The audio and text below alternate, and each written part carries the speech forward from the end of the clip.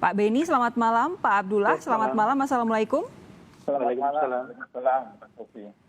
Terima kasih sudah bergabung bersama kami. Pak Abdullah, izin saya ke Pak Beni terlebih dahulu ya. Pak Beni, selamat malam. Apa catatan Anda dari peristiwa yang baru saja terjadi ini?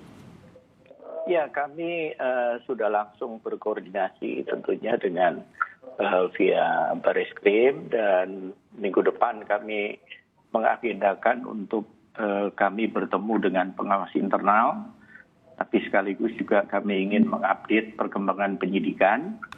Nah, di satu sisi memang dengan berkurangnya satu orang yang dalam status terduga pelaku, ini tentunya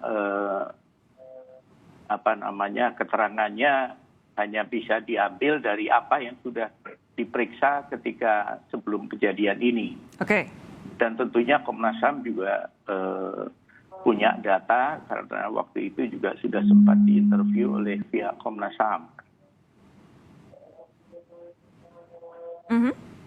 Jadi, nah, kemudian berkaitan dengan proses hukumnya sendiri, tentunya ini tetap berjalan, penyidikan tetap berjalan, dan nantinya ketika dari pihak penyidik sudah mengumumkan tersangkanya, tentunya termasuk yang meninggal.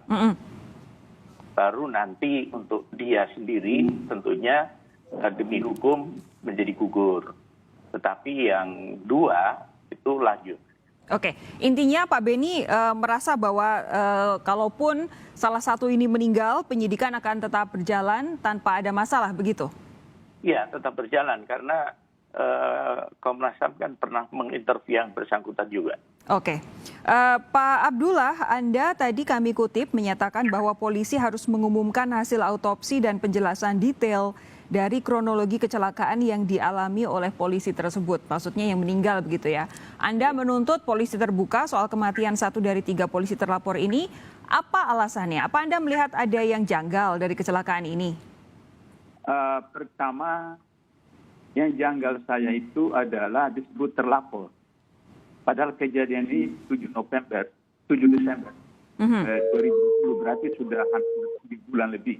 Kok statusnya terlapor, bukan tersangka? Ini kan bukan aduan, ini delik formil. Ya. Jadi kejadian itu maka seharusnya proses penyidikan seperti itu.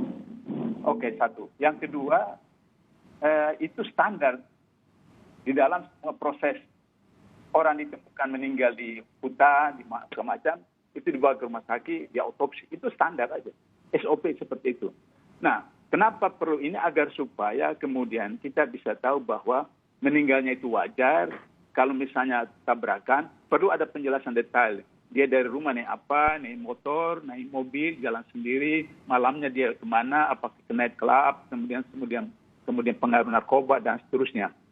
Jadi itu kita agar supaya masyarakat jelas. Sebab Presiden waktu menerima kami, TP3, Presiden mengatakan bahwa akan diproses secara fair, transparan, profesional, akuntabel. Nah, karena itu maka kalau itu sudah dilakukan dua hal itu, autopsi, tapi saya minta autopsi itu bisa di rumah sakit Polri, tapi dihadiri oleh dokter dari rumah sakit lain dan ID, supaya betul-betul nanti itu hasil autopsi itu netral dan kemudian profesional.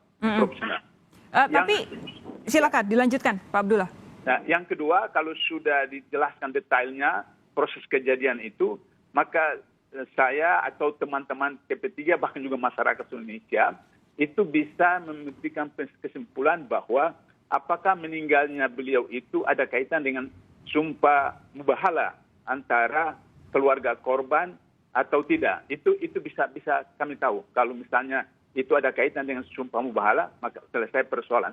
Tapi kalau tidak ada kaitan dengan sumpah mubahalah, maka kemudian timbul pertanyaan, apakah ini ada skenario untuk kemudian menghilangkan saksi mahkota atau menghilangkan saksi mata atau menghilangkan pelaku sehingga kemudian mengaburkan proses penyidikan seterusnya. Itu. Oke. Pemikiran Pak Abdullah sudah saya catat, tapi saya sebelum minta respons dari Pak Beni, saya mau tahu dulu Pak Abdullah, untuk info mengenai kematian akibat kecelakaan ini kapan sih diterima oleh tim TP3? Nah, belum ada. Kita cuma dari medsos saja hari ini seperti itu. Jadi hari ini ya? Iya, artinya tidak ada penjelasan resmi baik dalam konferensi pers atau apa, baik dari Bareskrim atau pihak terkait, bagaimana kronologinya. Oke. Info masuk ke Anda seperti apa, Pak? Ya, jadi misalnya kecelakaan sendiri. Oke, kecelakaan sendiri itu dia naik motor, dia naik mobil, dalam mobil itu dia sendiri, naik motor dia sendiri, dari rumah dari mana, malamnya dia buat apa, sebab ini apa namanya, rentetan-rentetannya untuk bisa kita tentukan matinya wajar atau tidak wajar. Nah, itulah kemudian finishingnya adalah di autopsi itu seperti itu. Karena ini adalah salah satu saksi mahkota begitu ya. Pak Beni, ya. Kecurigaan yang disampaikan oleh Pak Abdullah dari TP3, apakah Anda bisa menerima kecurigaan ini? Sah-sah saja kan kalau curiga itu. Tetapi yang jelas apa yang disampaikan oleh Pak Abdullah itu nantinya harus masuk di berkas. Otopsinya harus masuk di berkas, kemudian rangkaian kejadian kecelakaannya itu juga harus dijelaskan di sana. Jadi penyebab kematiannya apa, peristiwanya apa, itu masuk nanti juga di berkas. Jadi jangan khawatir kalau itu pengalaman kami menangani kasus-kasus seperti ini itu harus ketika nanti akan menetapkan. Itu pengalaman itu betul Pak. Cuma ada pengalaman lain lagi, kasus Novel Baswedan, mata kirinya buta total, mata kanan tinggal 30%, harus pakai alat bantu. Kemudian di pengadilan, baik polisi maupun jaksa mengatakan bahwa mereka dituntut dengan hukuman cuma setahun setengah karena tidak punya niat jahat. Logika apa yang digunakan bahwa orang dari mana, dari rumah di mana bawa air raksa, datang ke masjid kemudian disiram, tidak punya niat jahat, tidak punya mensria. Itu logika hukum dari mana? Nah, kemudian dijatuhi hukuman setahun dan setahun setengah. Logika hukum bagaimana seperti itu? Oke. Jelas-jelas. Pak Beni, silakan. Karena ada kasus itu, maka saya ingin agar supaya polisi tidak mengulangi hal yang sama. Ini 6 orang loh, bukan kucing. 6 orang manusia, bukan kucing. Pak Beni, silakan. Ya, jadi kritik dari Pak Abdullah tentunya ini justru menjadi pemicu semangat untuk bagaimana polisi lebih hati-hati, cermat ketika nanti dalam menyidik kasus ini sehingga tidak ada celah-celah untuk nanti bisa dipermasalahkan. Tapi yang jelas prosedur tadi untuk otopsi itu sudah dilakukan di RS Polri, peristiwa kecelakaannya sendiri sudah ditangani oleh pihak Polres. Dan hasil itu semua nanti tentunya menjadi bagian dari isi berkas. Oke.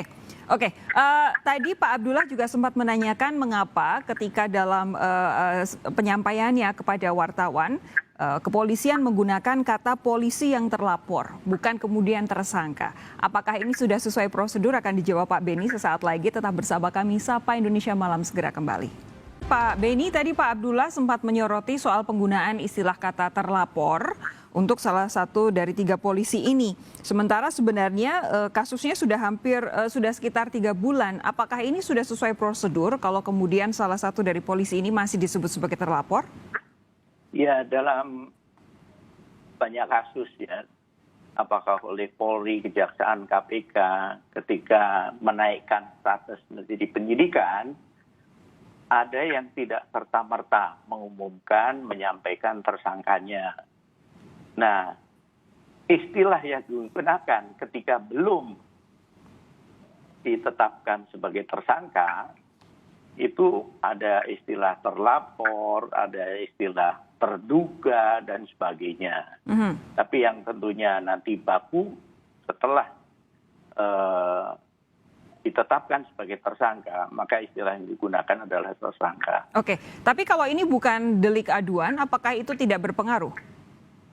Ya kembali, penggunaan istilah ini kan masing-masing pihak, masing-masing institusi kadang berbeda, artinya istilah yang dipakai, artinya begini, mewakili orang yang nantinya dimintain pertanggungan jawab lah, kira-kira gitu. Oke, Pak Abdullah, apakah Anda puas dengan paparan Pak Beni? Pertanyaan saya, Pak, kalau terlapor, siapa yang melapor? Itu kan kalau istilah terlapor, siapa yang melapor ke polisi? Padahal ini bukan orang di luar polisi, ini orang polisi sendiri. Sehingga begitu, tadi saya katakan ini bukan delik aduan, tapi delik formal. Jadi sudah kejadian, mestinya kan kemudian langsung diproses. Katakanlah misalnya surveillance, katakanlah, atau penyelidikan menurut KUHP mencari apakah ada unsur pidana atau tidak. Kemudian penyidikan menurut KUHP adalah untuk mencari siapa tersangkanya. Nah ini persoalan sudah 3 bulan lebih, itu kemudian orang yang sudah meninggal, 6 orang itu ditetapkan tersangka, tapi ini yang jelas-jelas sebagai pelaku masih terlapor. Ini juga aneh kan seperti itu. Jadi ya, itu yang persoalan. Tapi Pak Abdullah, menurut Anda waktu 3 bulan untuk kasus seperti ini, sementara para pelakunya, terduga pelakunya atau terlapor ini belum menjadi tersangka, apa yang bisa Anda sampaikan? Karena itu kalau misalnya karena tenaga dari penyidik di Barreskrim menjadi masalah, saya sarankan pakai mantan penyidik KPK. Saya yakin betul. 8 tahun saya di KPK, saya tahu bagaimana kualitas. Kenapa Anda bicara seperti itu, Pak Abdullah? Artinya bahwa mereka kan sekarang sudah banyak di Barreskrim, penyidik KPK itu. Jadi mereka punya kompetensi, punya skill, dan punya integritas. Yang ketiga yang menjadi penting, punya integritas. Nah mereka akan punya kemampuan untuk bisa melakukan apa saja. Apakah surveillance, apakah investigation report, dan seterusnya. Sehingga kemudian mereka bisa menemukan dalam waktu. Pak Abdullah meragukan kemampuan penyidikan polisi? Bukan kemampuan penyidikan, tapi yang saya katakan itu faktor ketiga, soal integritas itu. Yang tadi saya kasih contoh, kasus Novel Baswedan itu. Itu kan, ya Allah, saya sudah pernah ke rumahnya, saya datang ke masjidnya seperti itu, saya lihat. Di masjid itu ada CCTV, Mbak. Di masjid itu ada CCTV. Jadi karena itu maka saya mengerti kenapa Novel kasihan kepada pelaku itu. Nah, jadi oleh karena itu maka katakanlah misalnya Komnas HAM merekomendasikan 2 mobil. Nah, ini kan bisa dilacak. Mobil ini siapa? Mobil polisi atau bukan mobil polisi? Nah, saya kemukakan untuk menyelamatkan nama baik institusi polisi.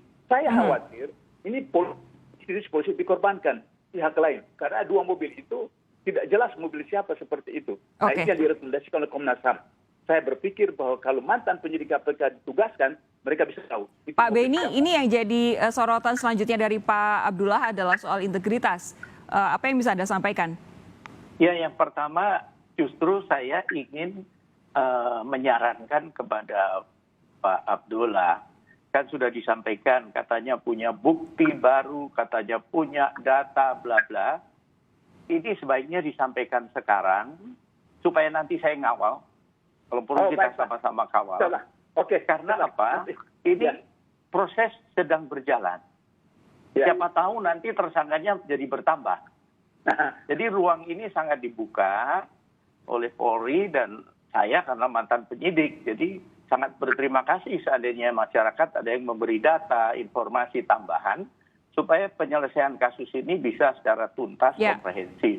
Yang berikutnya, saya juga menyarankan pada Polri untuk penyidikannya ini lengkap, juga menyangkut masalah senjata. Senjata yang disita di TKP itu juga perlu diusut, asal-usulnya dari mana dan sebagainya. Sehingga nanti tuntas. Pak Abdullah silakan. Ya, jadi insya Allah kami akan serahkan itu karena sekarang itu karena buku putih itu tebal, jadi kami mau bagi 2 summary, mungkin sekitar 25 halaman summary, sehingga mudah dibaca. Dan kemudian yang buku kedua itu data-data kuantitatif dan data-data kualitatif. Insya Allah kami akan sampaikan. Tentu saya pertama kepada Presiden, karena kami sudah janji kepada Presiden, kemudian Komnas HAM, kemudian ketiga ke Mabes Polri, dan termasuk juga nanti ke Kompolnas. Itu tentu kita nantikan bersama. Pak Abdullah, terakhir, ini kalau kemudian ada satu polisi yang terlibat dalam peristiwa pembunuhan 6 laskar FPI ini meninggal, kecurigaan yang disampaikan oleh TP3 ini lumayan besar, tapi bukankah sebenarnya ada 2 polisi lainnya yang juga jadi terlapor dan kasus ini masih bisa diteruskan? Apa yang jadi kekhawatiran sebenarnya? Ya, ini andai kata saja, andai-andai. andai-andai misalnya dia itu betul-betul pelaku. Sebab maaf, kami dapat WhatsApp waktu menjelang Sumpah Mubahala. Itu kemudian disebutkan bahwa nama ini jangan disebutkan namanya. Dia mau datang untuk ikut Sumpah Mubahala. Dia sudah sadar, dia mau minta maaf dari keluarga seperti itu. Nah, jadi oleh karena itu maka kemudian tadi saya katakan kenapa perlu autopsi yang independen, kemudian kronologi persoalan itu secara jelas, sehingga kami bisa menyimpulkan ini betul-betul kecelakaan. Bukan kaitannya dengan soal Sumpah Mubahala. Oke. Yang jelas tadi sudah disampaikan oleh Pak Beni dari Kompolnas bahwa Pak Beni meyakini penyidikan akan tetap berjalan ya, walaupun ada satu terlapor yang meninggal karena kecelakaan tunggal. Begitu ya Pak Beni ya? Oke. Pak Beni, Pak Abdullah, terima kasih sudah meluangkan waktu untuk Sapa Indonesia Malam. Sehat terus. Kita jumpa lagi lain waktu. Selamat malam. Wassalamualaikum warahmatullahi wabarakatuh.